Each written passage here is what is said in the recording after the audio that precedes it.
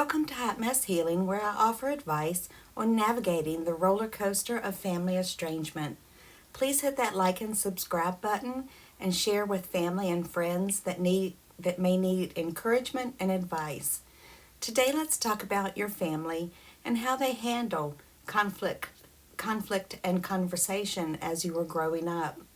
Did they sweep problems under the rug, minimize the meaning of conversations, or did they often change the subject? Is conflict often unresolved? And then there's a wall of resentment built up in your family. Constructive communication is not blame, and it takes practice to master effective communication skills.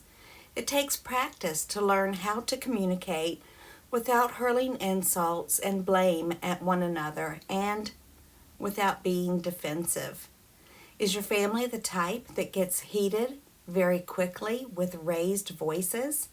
Topics will get misconstrued. There are frequent interruptions and using phrases like always and never, or where the focus shifts from solving a problem to blame and winning.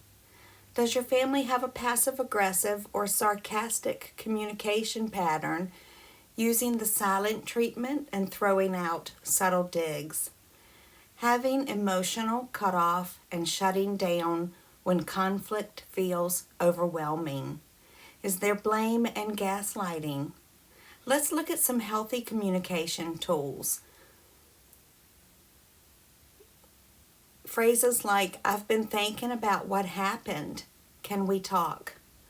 When you grow up learning ineffective communication skills, especially if you were from the generation of being seen and not heard, it's very hard to make those changes.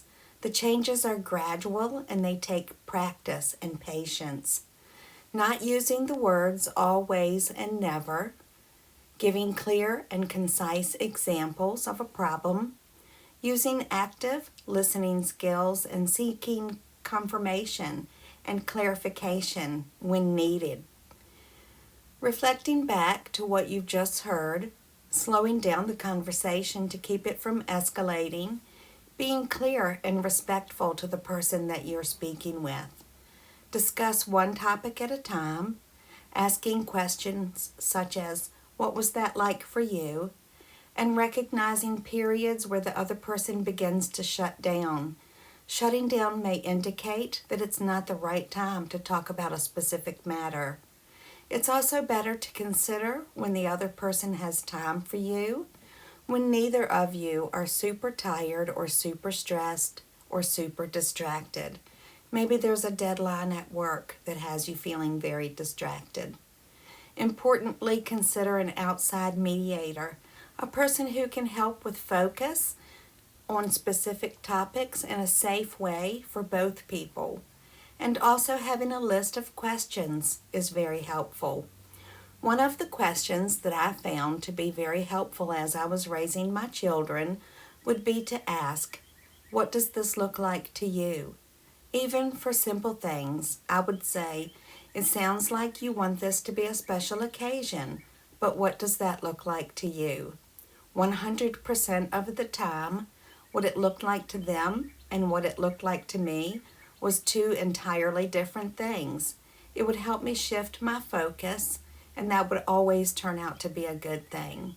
In the comment section below, tell me about some of the communications that you have had that were helpful and some of the techniques that you used and how it turned out. I love you and I pray for you every day.